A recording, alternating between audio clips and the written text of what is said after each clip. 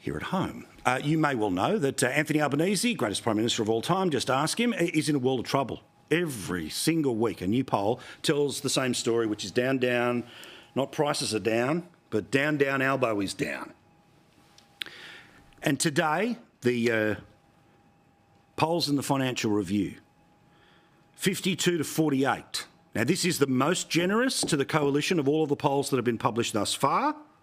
It is an outlier compared to 50-50, which is where Newspoll is, but let's not ignore this because it is huge. It also shows that when it comes to the preferred Prime Minister, that again, while Anthony Albanese is ever so slightly just in front, when it comes to his own favourable and unfavourable rating, well and truly, more people have an unfavourable opinion of the Prime Minister than they do Peter Dutton, which I know is very hard to believe if you only listen to Radio National and watch the Channel 2 talking shows or listen to certain lefty podcasts. Isn't Peter Dutton the problem? Well, of course, the reason that you're able to get to 52-48 is because the Liberal National Party now has a 4 in front of it. They win elections when there is a 4 in front of their primary vote. Now, I have also always said the independent, the teal factor is the reason why I'm not part of this one-term Albo thing, right? But amazingly, the analysis of this is what I want to spend a couple of minutes actually getting into. Because the people who presented the poll, the people who have analysed the poll, they are now starting to conclude that if that is true, and again, I think it's a little bit too hot, but still, if that is true, it's not just a minority government of Albo, but potentially one for Dutton too. Now, again, a lot has to go right. I'll get to some of the seats and I'll get why I think that this is sort of perhaps a little generous, but still, if the election result, if the result was reflected on election day, the election would be conducted in a laboratory in which a swing was uniform. Now, of course, it's not always. Peter Dutton would get 75 seats. 75 seats. Now, let me introduce you to this guy. He gets even deeper into where it's all potentially going to change. John Black, former Labor senator from Queensland, he wrote an opinion piece in the Financial Review breaking all of this down. He says, my current estimates are that the coalition will comfortably win more seats in the House of Representatives than Labor in 2025. That's big. Because it's the first person who's come out and is willing to say that. And obviously it's in print and reputations are on the line. So we'll all find out together, but every other piece of data would suggest that Labor gets more seats than the LNP at this stage because of principally the Teals. Why? The reasons, as always, start with household economics. During the past 2 years, Albanese government families have found their household disposable incomes dropping 8 percentage points. It's like we've been watching this every day.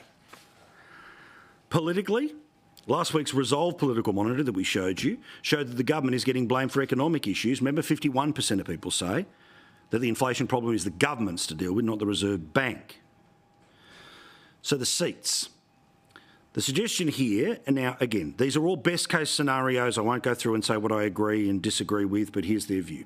Their belief is that Parramatta, Patterson, Robertson, Gilmore would all be pickups in New South Wales. There are way too many in Victoria, but still. Kooyong, Menzies, Aston, Chisholm, Bruce, McEwen, Monash. The Greens would lose seats, not gain seats. They would lose seats to the LNP in Brisbane and Ryan. The new seat of Bullwinkle in Western Australia, plus Tangi, and the Teal seat of Curtin. So 2 of the Teals would disappear. In the Northern Territory, this is why I have been talking about the Beetaloo Basin. It's why we're going to have Matt Cunningham on the show tonight.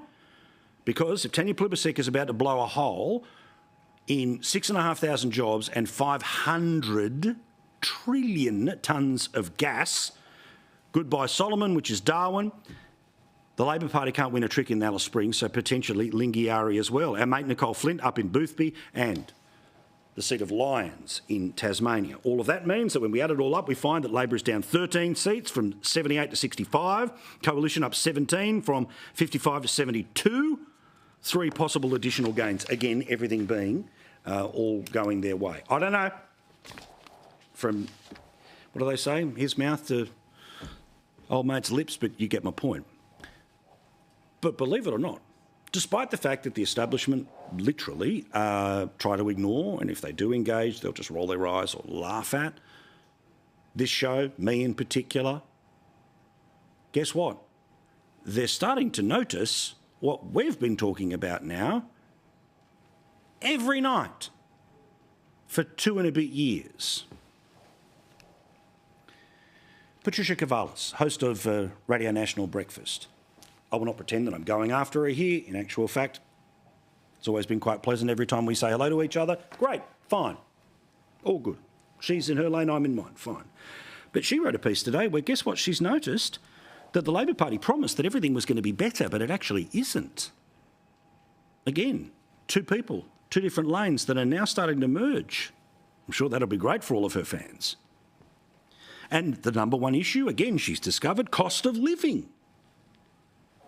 In fact, she says the cost of living question that could shape Australia's next federal election. What is that question? Well, that question is, of course, all in and around the same question that was the first question that was asked at the US presidential debate.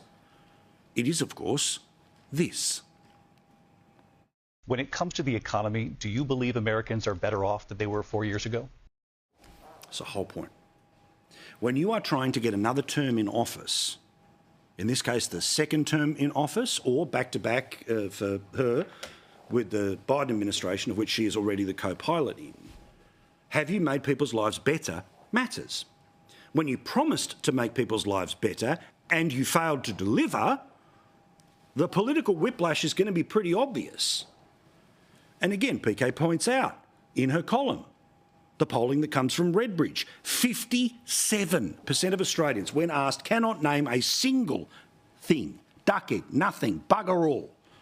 They cannot name a single thing the federal government has done, led by Anthony Albanese, since being elected in May of 2022, that made their life better.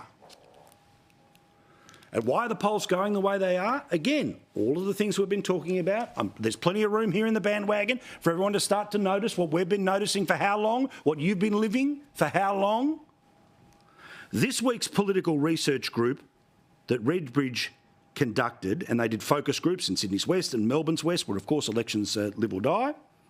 For the first time in our collective years of research, both suburban Melbourne, suburban Sydney, are expressing their politics in very similar way. None of it is good news for the incumbent government.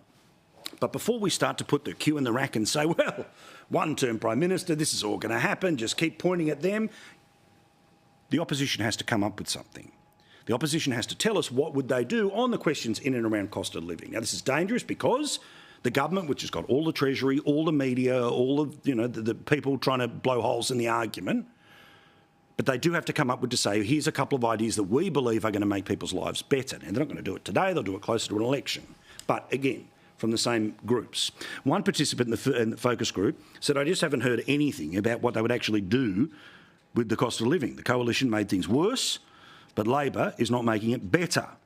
These are just two comments that come from it. So I'm pleased to see the establishment types who get all the awards and the invites and the high fives and they're amazing broadcasters are now starting to notice what this broadcaster's been saying the whole time that Labor have been in power, that their promise could not be delivered and in actual fact has made everything worse.